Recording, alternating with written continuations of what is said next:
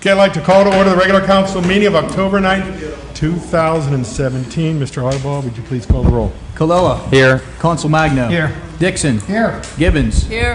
Hannon. Present. Harrison. Present. McLean. Here. Mowry. Here. O'Brien. Present. All members present. This time can we stand to the Pledge of Allegiance?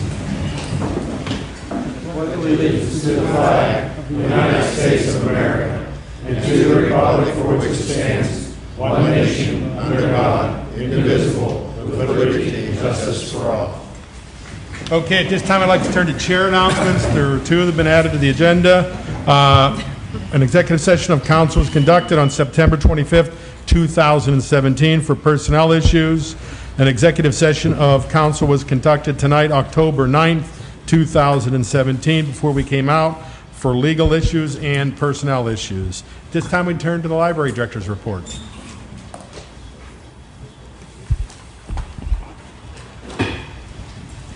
Good evening. My name is Christine. I'm the director of Your Public Library, where we provide services to inform, inspire, and enrich the community.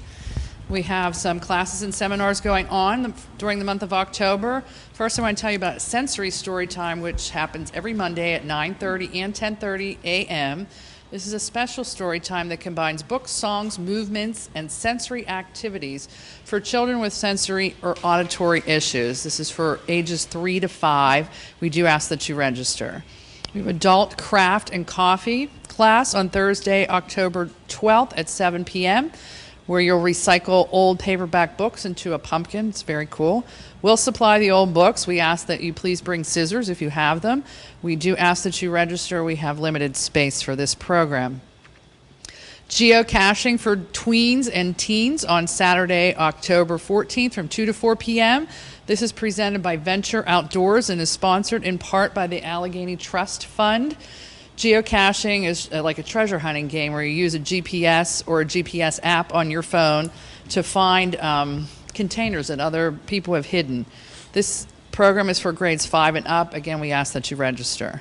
Suffrage and Sappho, 75 Years of Wonder Woman on Thursday, October 19th at 7 p.m. This is presented by Wayne Wise, who is a writer, an artist, and a scholar here in Pittsburgh.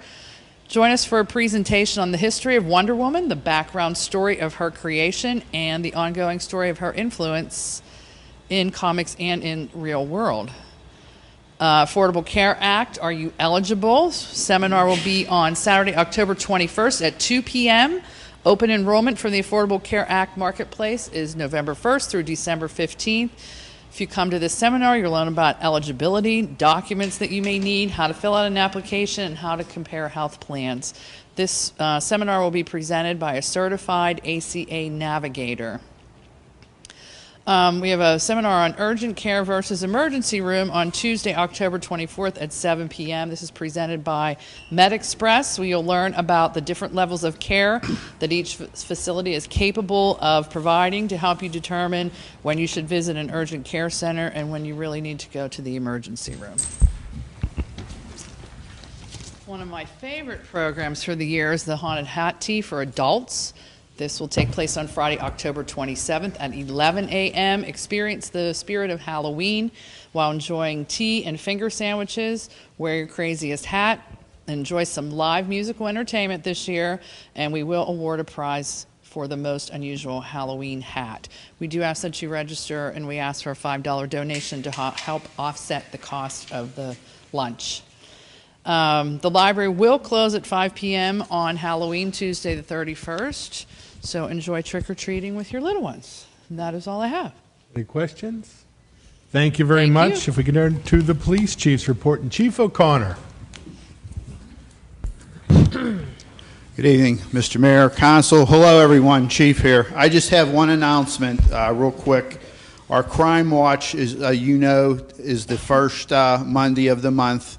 Next month is November the 6th. We are going to a 7 p.m. start time, from 6:30 to 7 p.m. So give up the news, give up watching Jeopardy, come to Crime Watch. Okay. We're going to have a special ceremony. As you know, the police and the medics and fire, we're a team here, and we work together to try and keep everyone safe, our residents and our shoppers and our visitors. But we can't do it alone. And in August of this year, we had a medical emergency up at Market District Giant Eagle. And due to the swift actions of the employees, we had a life saved. And we want to acknowledge that tonight in a special ceremony for the first responders, the employees, and a very special person that we would like to have come up now, Mr. Baranzini. Come on up.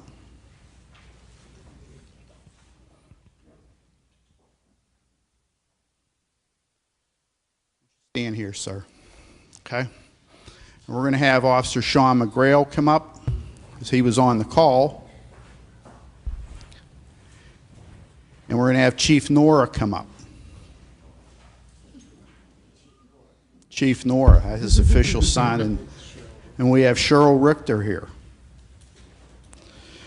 from Sudden Cardiac Arrest Foundation.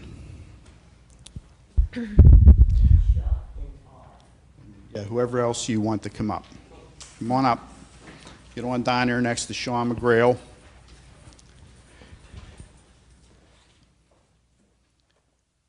And lastly, we'd like to have come up Mr. Christopher Adams. Just stand over here next to Cheryl. Thank you. We are going to present awards from Bethel Park Police Department to Mr. Adams, Patty Aravitz, and Josh Zamerta, who could not be here tonight. But what we're going to do is, I'll read this citation off. On Sunday, August 27th, Bethel Park Police responded to Giant Eagle Market District for report of an unresponsive male. Upon arrival of officers, Giant Eagle employees Christopher Adams, Josh Zamerta, and Patty Aravitz had already removed the patient from his vehicle, began CPR, and had shocked him multiple times with the store's AED. Upon arrival and treatment by Tri-Community South Medics, a pulse was obtained and the patient survived. Our department's shift supervisor reported he had never seen or been more impressed with a civilian response to a medical emergency. Your heroic actions did not go unnoticed, and Bethel Park Police Department cannot succeed without the continued assistance and support of citizens such as you. So I'd like to present this certificate to you.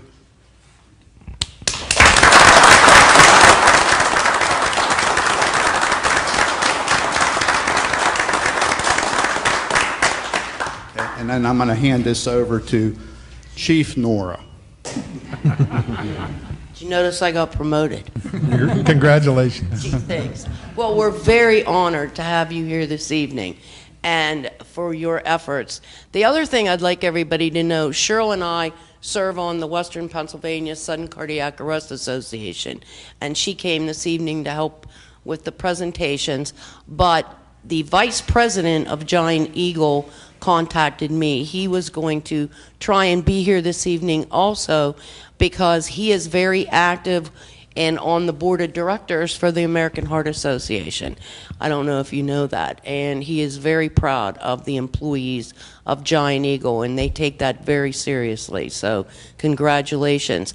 The other little tidbit was we had an off-duty EMT there that day who was shopping, and he went up to offer the 3 Giant Eagle employees some assistance, and they told him no. And he said they were doing such a great job. I said, oh, keep going. So you had it all going on there, buddy.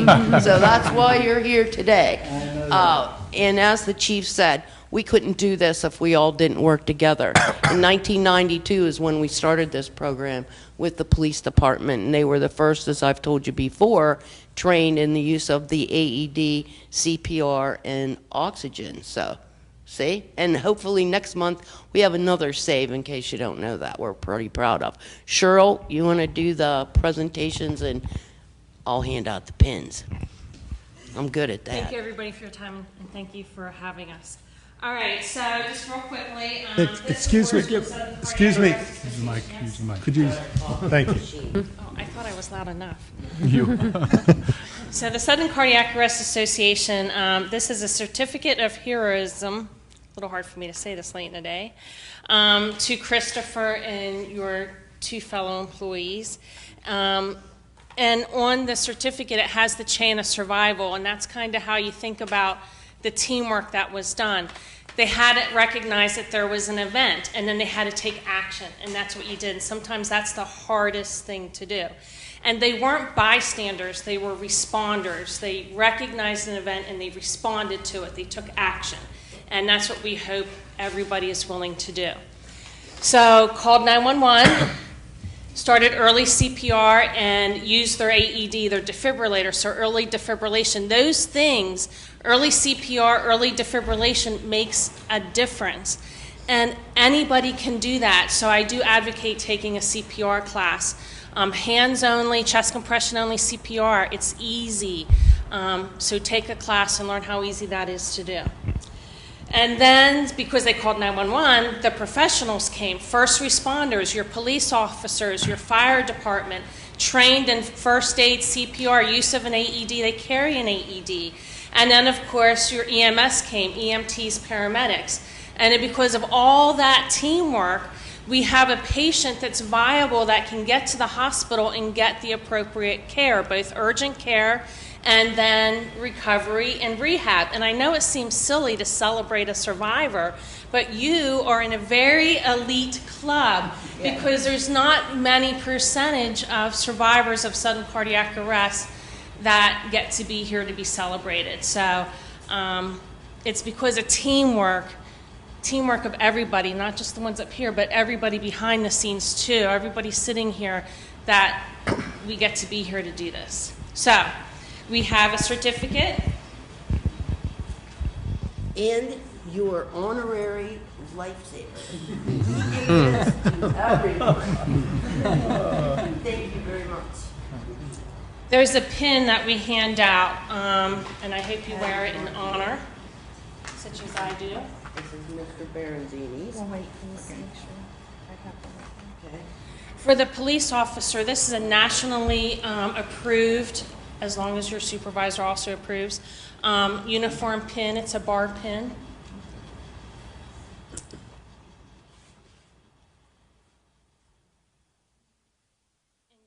Yours says survivor. Wow. Because that's what you Thank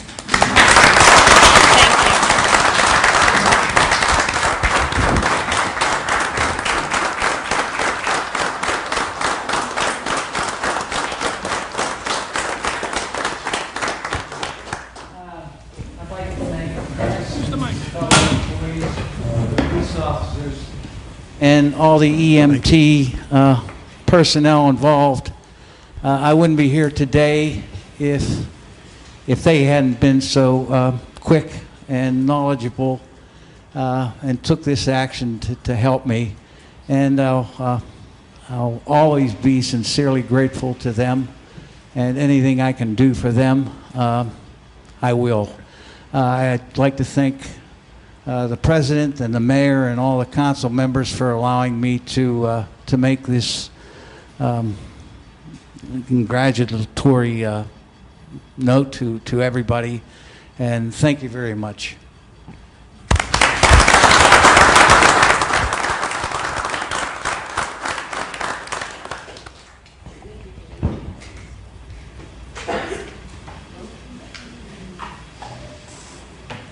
Chuck and Todd were the medics on the cardiac arrest. Hey, here, hold on. So I want to get a gonna picture. give you patties.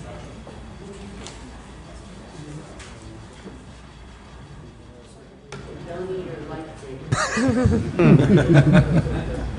We give everybody a roll of lifesavers. That Cheryl came up with that idea years ago. But they fight over the lifesaver, so you have to get it. Thank you again. Thank you. Thank you.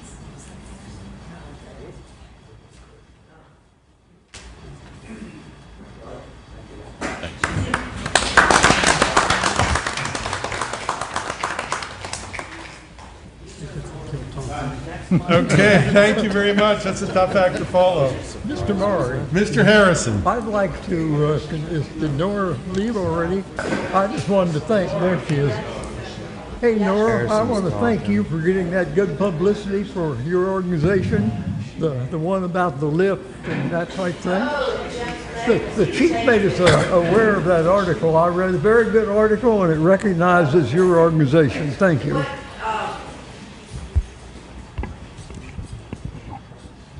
What Mr. Harrison is referring to is we participate in a lot of studies, and I was asked by the University of Pittsburgh to research lifting and lifting techniques in equipment. And the medic that was also on this call that was off duty is off on his honeymoon right now, Steve Britton. And he was put in charge of that for me.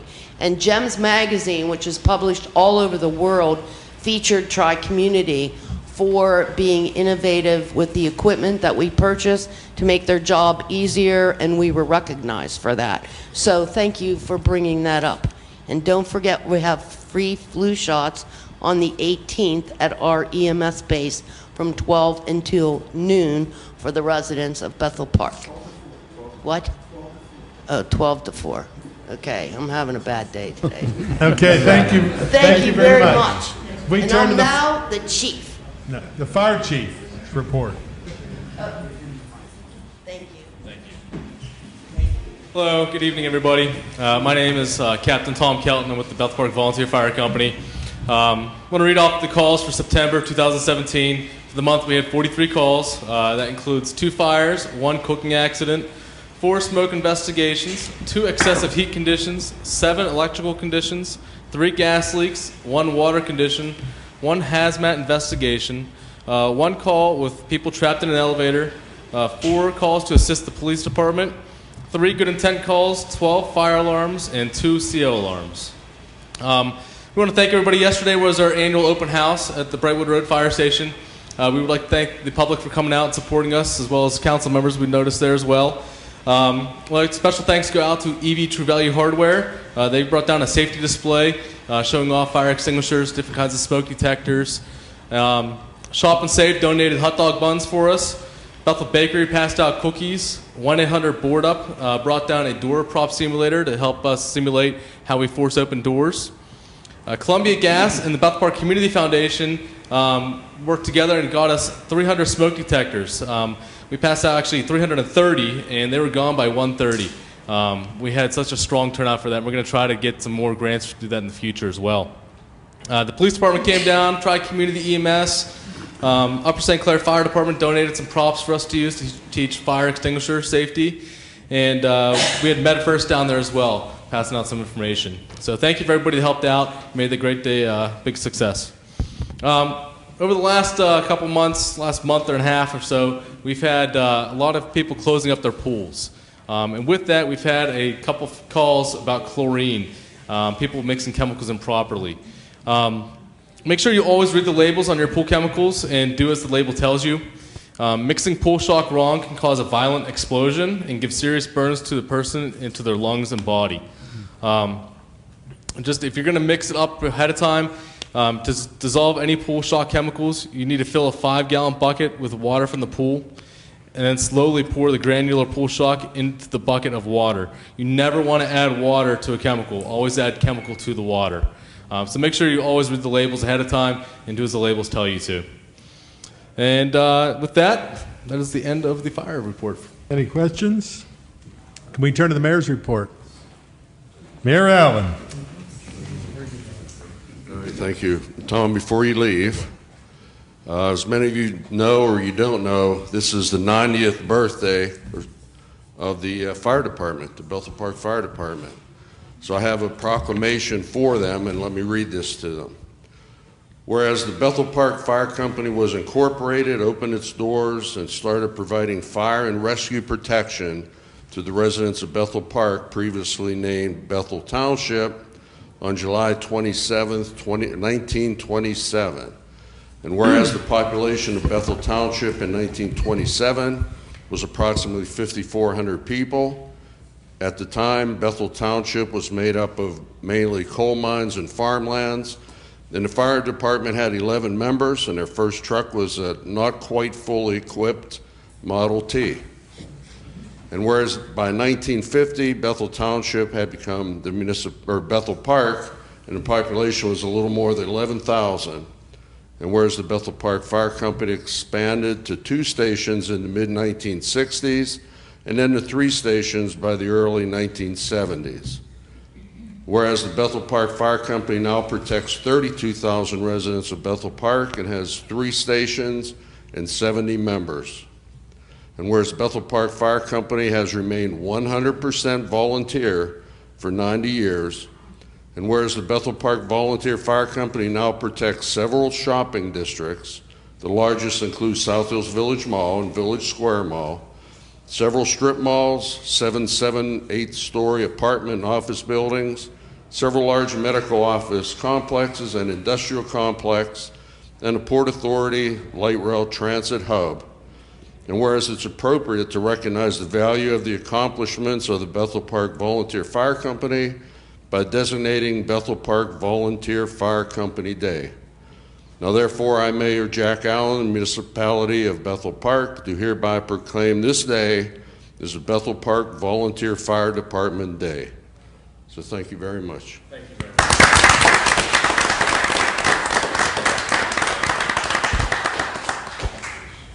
Now you can go pass that on to your chief in the meeting. We will. Thank you.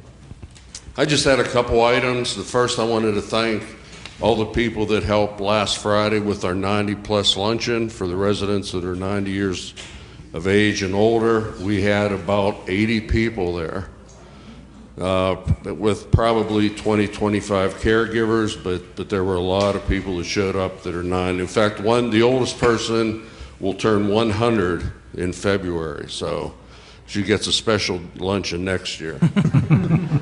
We also have our annual fall cleanup program, which is October 21st. If you're interested, contact Janet Davin at extension 211 at the municipal building, and she'll give you the details on the areas and so on. The last thing I had, I wanted to bring up a person that spearheaded a program last year, Diane Ford, and it was for collecting food. And well, she'll tell you about the program and how many people and households that this young lady took care of last year and how she did it. So she'll give you the details.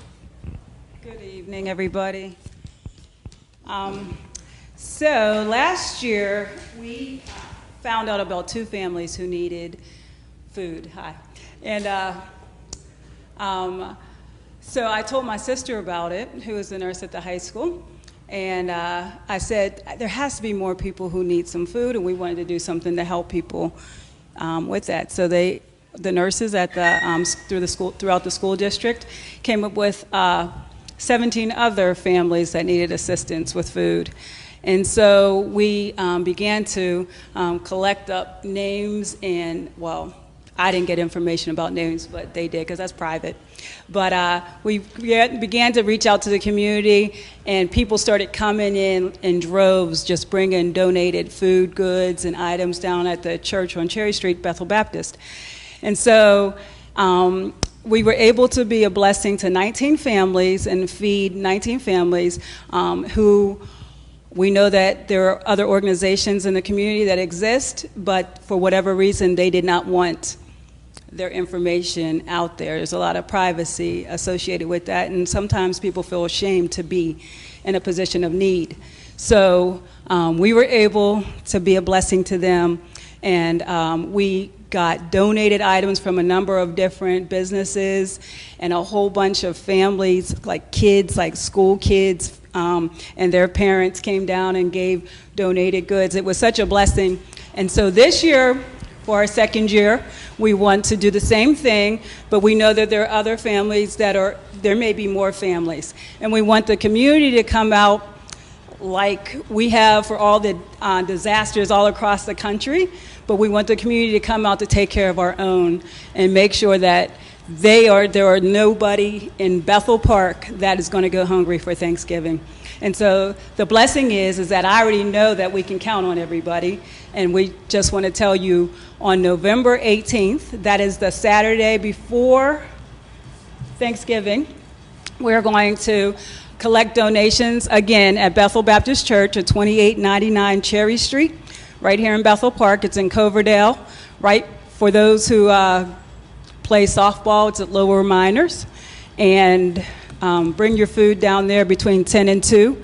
And then on Sunday, we have a group of people who will distribute it to the families, and it's all private, so it's nobody's business who needs. Just know that there is a need.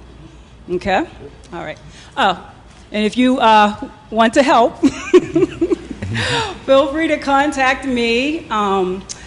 And how can I give them my, just say my stuff? Call Jack. No.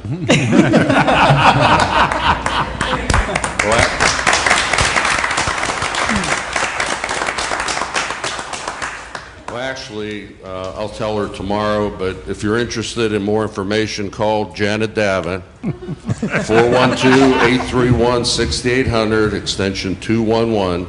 And it was a great time last year we helped a lot of people, and we're looking forward to doing it again. And by the way, since the drop-off date is November 18th, I'll remind everyone again next month at the meeting. So, and that's all. Thank you. Thank you very much, Mayor. At this time, I'd like to turn to the municipal manager's report. Mr. Arbaugh. Thank you, Mayor. Good evening. I'm Sean Arbaugh, municipal manager, and just want to go over three things real quickly. Columbia Gas, they are starting to wrap up. I know there's been a bunch of different rumors out there, but the two projects they have going on are the large project and small project. The large project is from the Washington Junction regulator station down through Bethel Church Road, which is contributing to Bethel Church Road being closed. But they did have a piping issue there that had to rebury about 300 foot of pipe. It was too shallow. They had to dig it down a little bit deeper. That has been completed. They have almost completed the milling operations out there, so that should be completed here this week. Paving operations should begin maybe starting tomorrow. So that road, they're telling us, will definitely be open between October 25th and 30th. So that we did confirm that with the paving contractor, and that is a good time frame. For the small project, they still have some work to go on Hillcrest and Marshall, so they will be still doing some work on those streets. They need to replace about 3,000 foot of pipe, and they'll be contacting those residents once they get a plan in place for that replacement. So thank you for your patience through this operation. I hope this is the last time I have to update anybody on Columbia Gas, as they should be done prior to the next meeting. Also, as far as paving goes, we are wrapping up our paving program. We're currently finishing the last few streets on Milford Drive, Maryland Drive, 2nd Street, Mesta Street, and Cork Street. So there are a little bit of operations going on there. After they finish the milling and paving operations, they're going to come back and do the restoration work, which will include backfilling behind the curb, replanting some grass seed, and fixing any driveways they may have damaged. Also, just a reminder that leaf collection starts next Monday, October 16th, and will be on your regular trash day, and that will go for 6 weeks. So make sure you fill up the leaf bags that they sell at some of the local stores and put them out with your regular trash for the next 6 weeks, excluding Thanksgiving weekend. Okay, any questions? Thank you. Hearing none, let's turn to the agenda. For those of you here this evening, the approval of the minutes has been removed for the September 11th meeting. They'll be hopefully put back on for next month. This time I'd like to turn to the approval of the bills and payrolls, and Mr. Hannon. I move that we approve the bills and payrolls for municipality per bill list number 100917 in the amount of $4,075,809.80. Second. There's a motion and a second that we approve the bills and payrolls for the municipality per bill list number 100917 in the amount of $4,075,809.80. Any discussion of this item?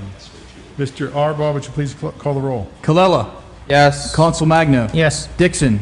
Yes. Gibbons. Yes. Hannon. Yes. Harrison. Yes. McLean. Yes. Mowry. Yes. O'Brien.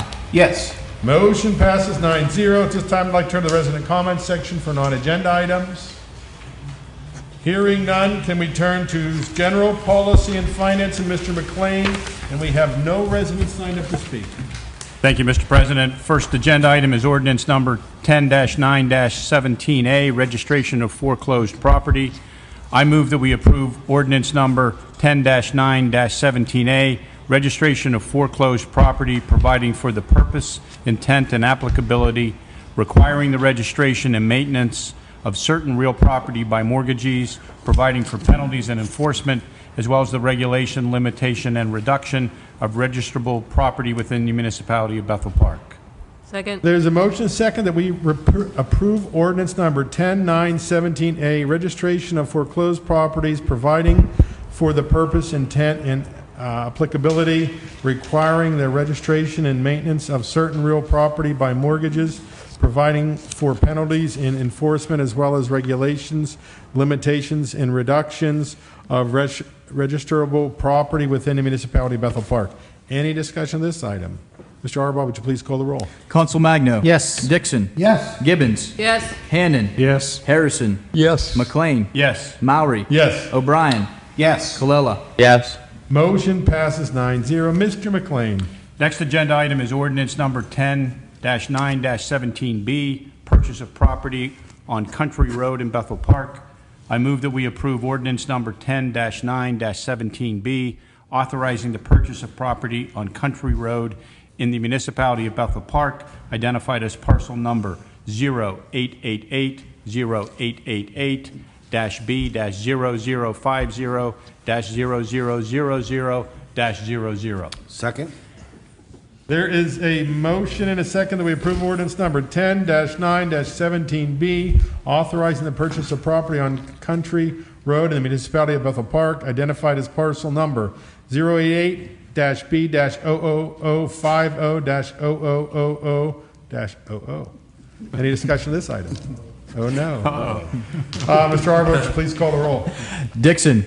Yes. Gibbons. Yes. Hannon. Yes. Harrison. Yes. McLean. Yes. Maury. Yes. O'Brien. Yes. Colella. Yes. Counsel Magno. Yes. Motion passes 9-0. Mr. McLean. Next agenda item is resolution number R10-9-17, disposition of public records. I move that we approve resolution number R10-9-17, authorizing the destruction of public records from the Community Services, Finance, Recreation, and Administration Departments. Second.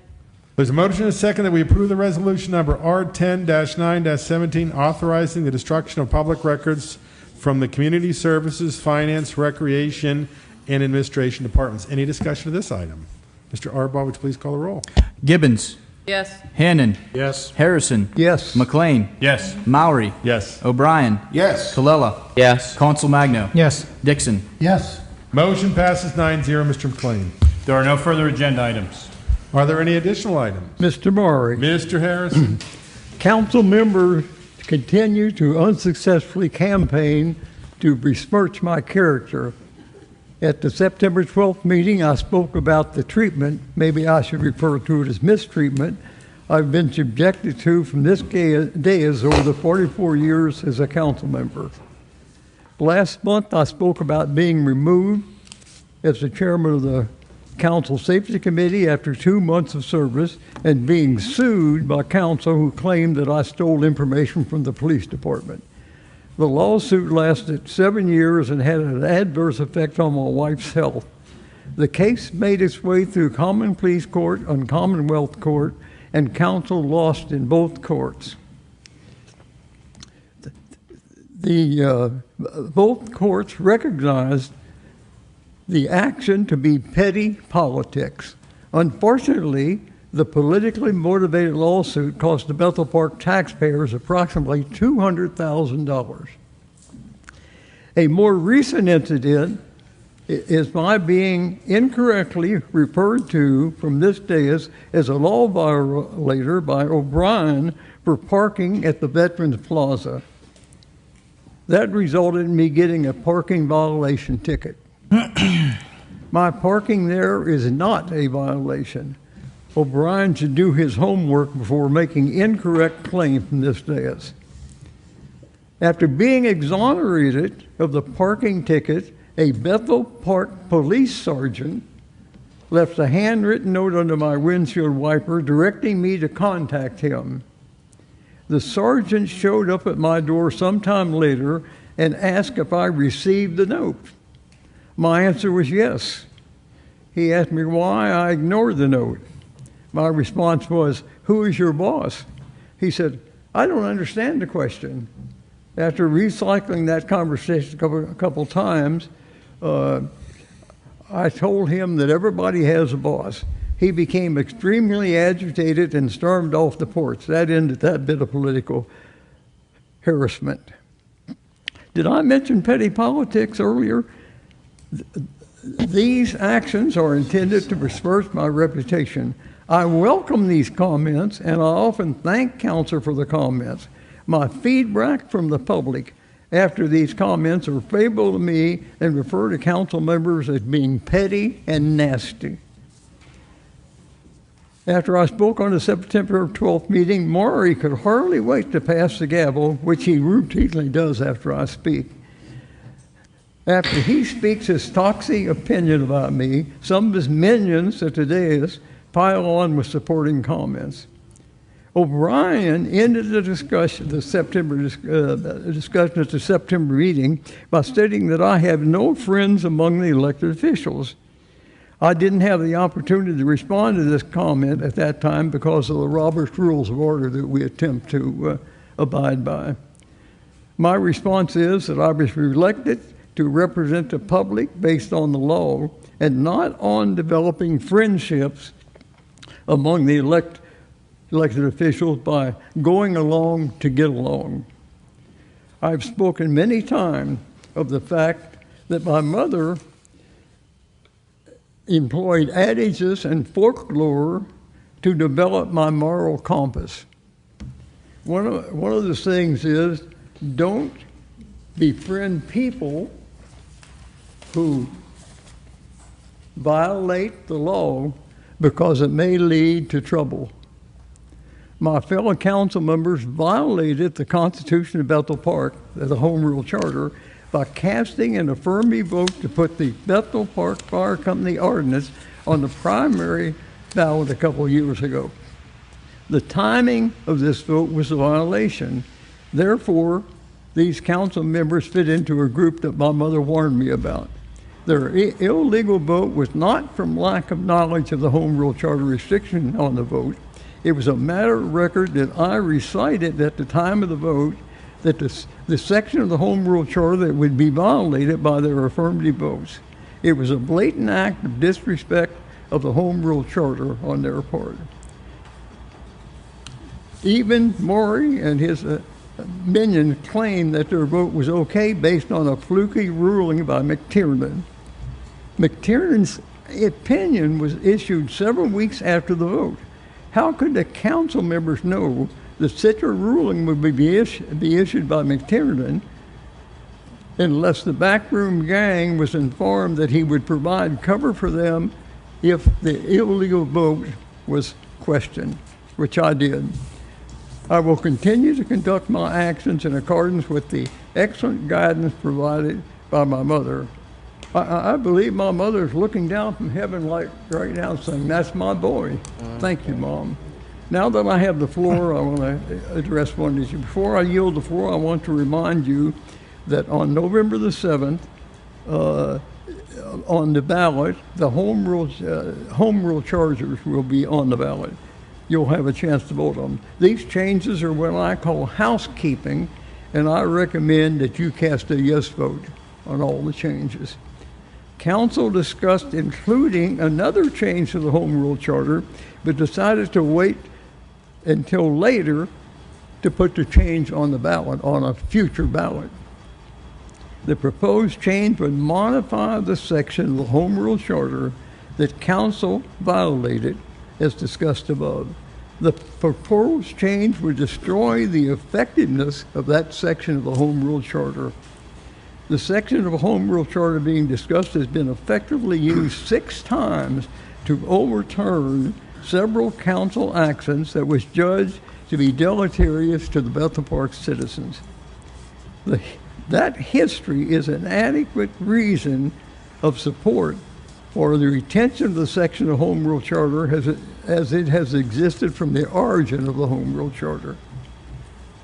I allege that Council chose to not put the question on that primary ballot because of my stated objection of the adverse effect to the public.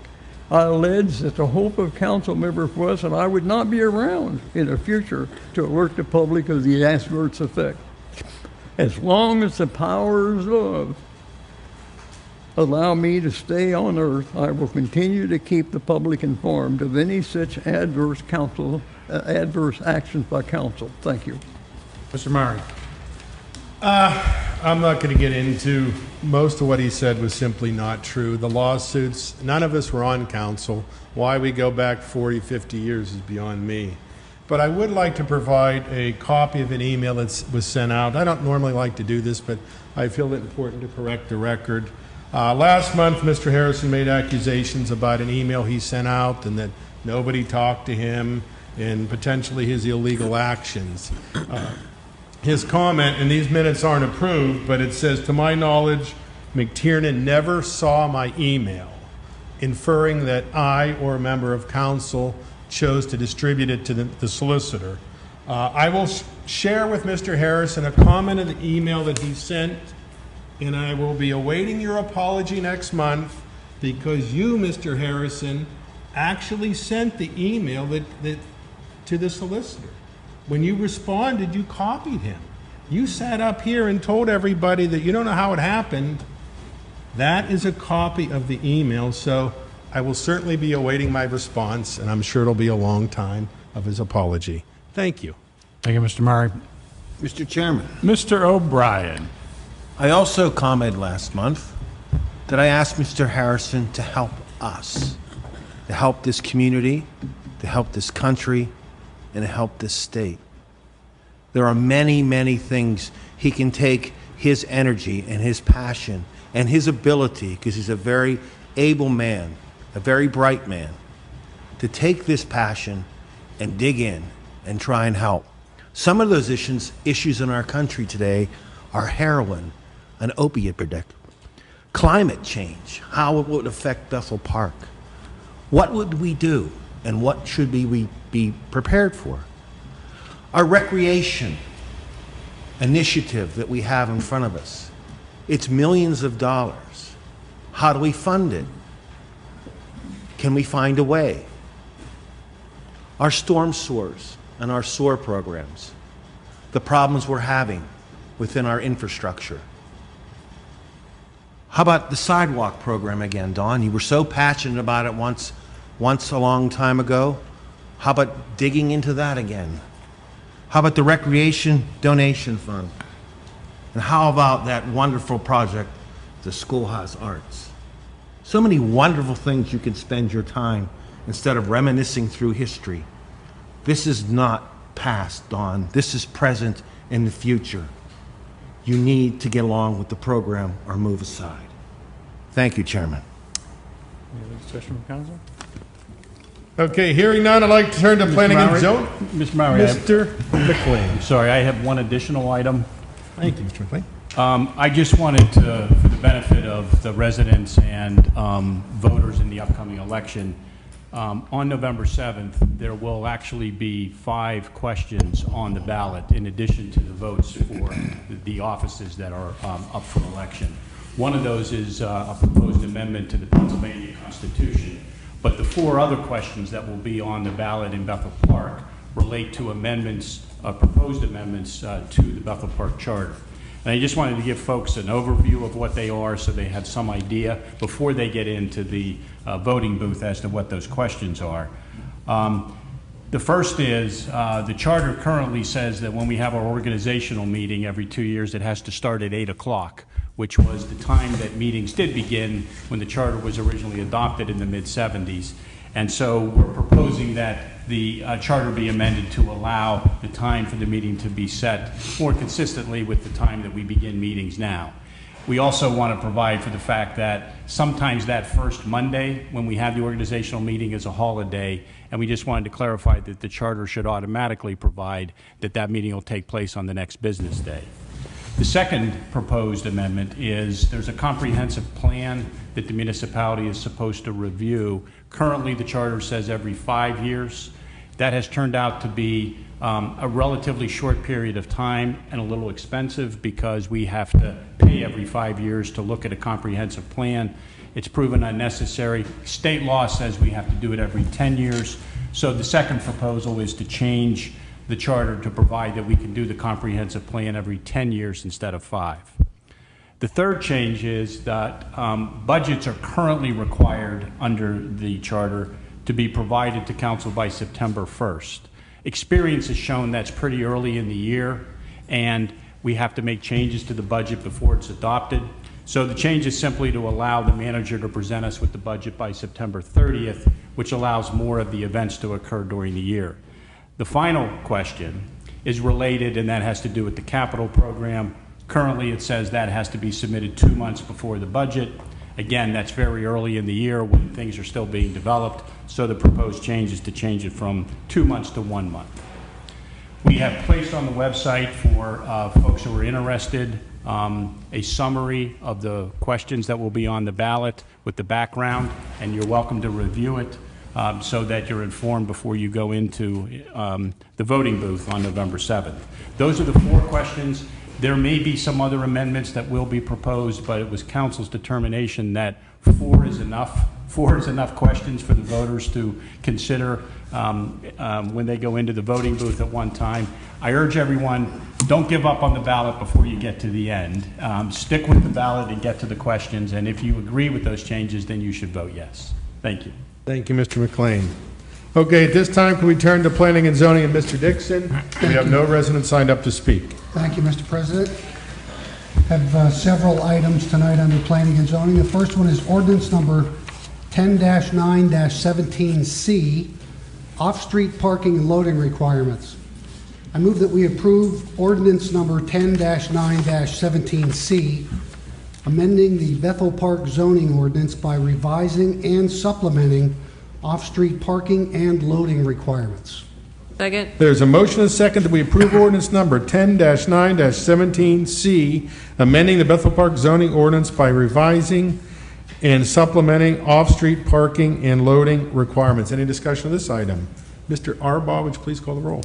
Hannon. Yes. Harrison. Yes. McLean. Yes. Mowry. Yes. O'Brien. Yes. Colella. Yes. Consul Magno. Yes. Dixon. Yes. Gibbons. Yes. Motion passes 9-0. Mr. Dixon. Next item is ordinance number 10-9-17D, Shade Tree Commission. I move that we approve ordinance number 10-9-17D, amending the Shade Tree Commission ordinance as codified in Chapter 13 of the Bethel Park Municipal Code, revising Section 4, membership in the commission. Second. There's a motion and a second that we approve ordinance number 10-9-17D, amending the Shade Tree Commission ordinance as codified in Chapter 13 of the Bethel Park Municipal Code, revising Section 4, membership in the commission. Any discussion of this item? Mr. Arbaugh, would you please call the roll? Harrison. Yes. McLean. Yes. Mowry. Yes. O'Brien. Yes. Colella. Yes. Consul Magno. Yes. Dixon. Yes. Gibbons. Yes. Hannon. Yes. Motion passes 9-0. Mr. Dixon. Lastly, we have an appointment to the Shade Tree Commission. I move that we appoint Lawrence A. Shaw to the Shade Tree Commission for a term to expire on December 31st, 2022. Second. There's a motion and a second that we appoint Lawrence A. Shaw to the Shade Tree Commission for a term to expire on December 31st, 2022. Any discussion of this item? Mr. Arbaugh, would you please call the roll? McLean. Yes. Mowry. Yes. O'Brien. Yes. Colella. Yes. Consul Magno. Yes. Dixon. Yes. Gibbons. Yes. Hannon. Yes. Harrison. Yes. Motion passes 9-0. Mr. Dixon. That's all we have under planning and zoning tonight. Are there any additional items? Hearing none, can we turn to health, safety, and welfare? And Mr. O'Brien. Mr. Meyer, there are no items under health, safety, and welfare. Thank you, Mr. O'Brien. Mr. Mowry, if I may, Mr. O'Brien. One item I would like to mention, and just to echo what Mr. O'Brien said earlier, when we have this opportunity as council members to do good and positive things for the community, I'd like to mention a program that not only I was a part of, but my wife had helped run and orchestrate.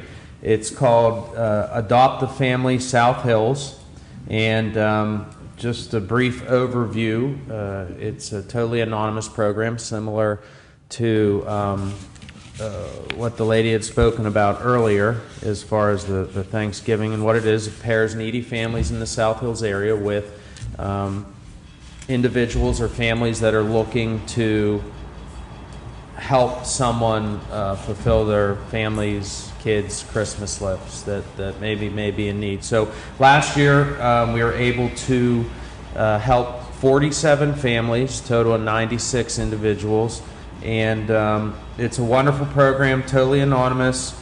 There's really no requirements. Anything that any individual or family could do is greatly appreciated. I'll just give you a little bit of contact information for those of you that would be interested in participating. It's Adopt a Family South Hills. The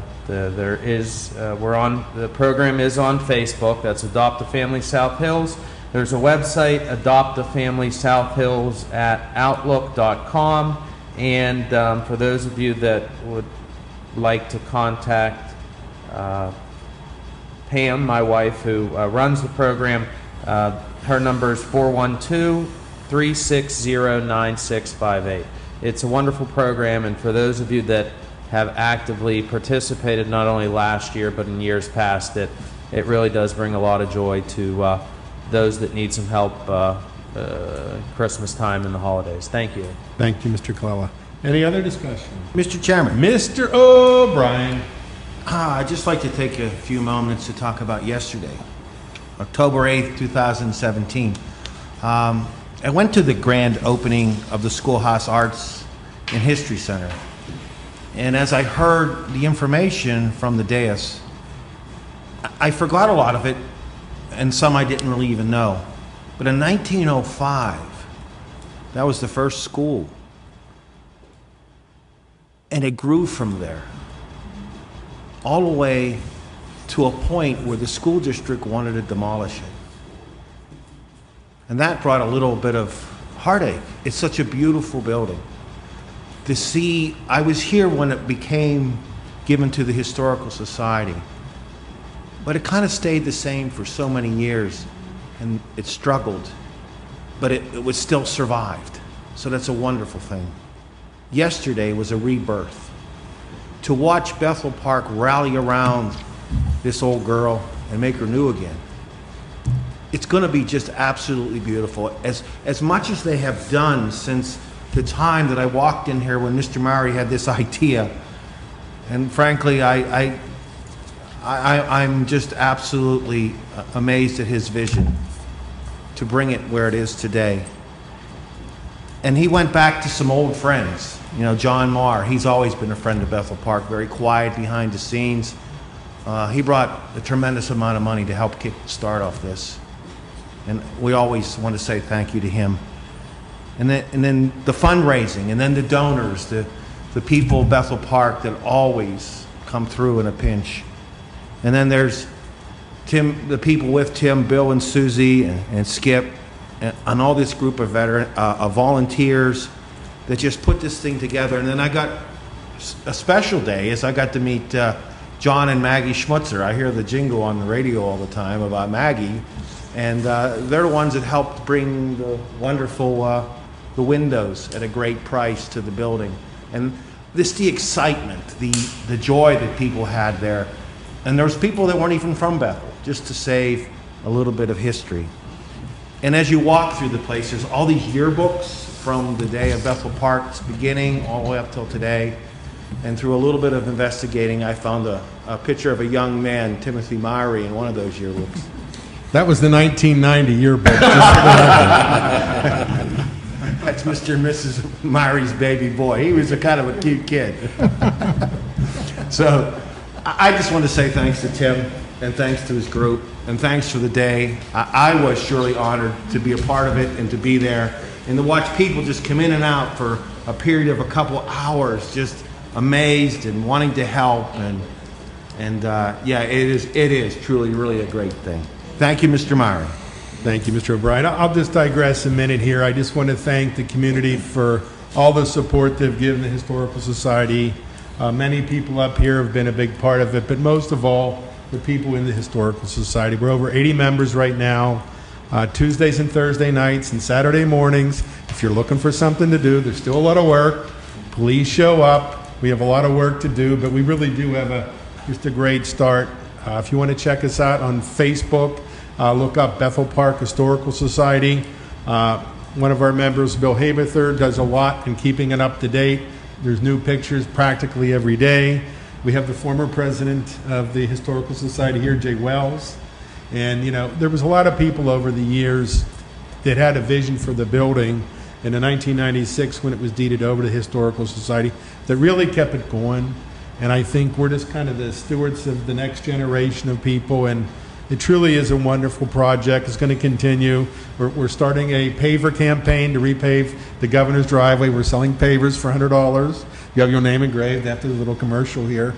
But yeah, check us out on Facebook. It truly is a great project, and I encourage you to stop by. And Tuesdays and Thursday nights from 6 to 8, and Saturdays from 8 to 1 if you're looking for something to do. So thank you very much. Mr. Myrie. Mr. Consul Magno. As I sit here tonight in the short time that I've been on council, and think of all the good, positive things that was just said tonight in our community.